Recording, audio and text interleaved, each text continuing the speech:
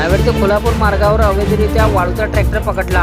महसूल विभागाच्या भरारी पथकाची कारवाई. भातकुलीचे तहसीलदार अक्षय मांडवे यांच्या आदेशानुसार अवैध गौण खनिज वाहतुकी विरोधात महसूल विभागाच्या भरारी पथकाने कारवाई केली.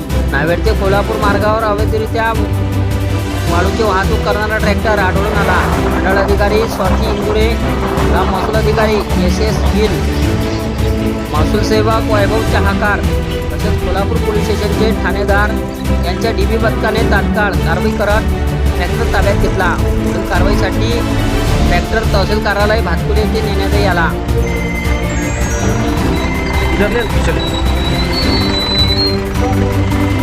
इधर लगा के इधर पीछे लगा दिवस को.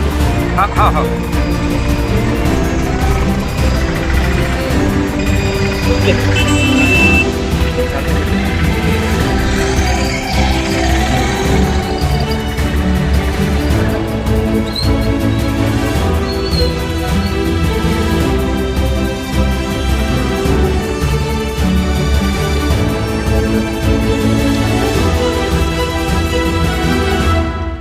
जाना था पर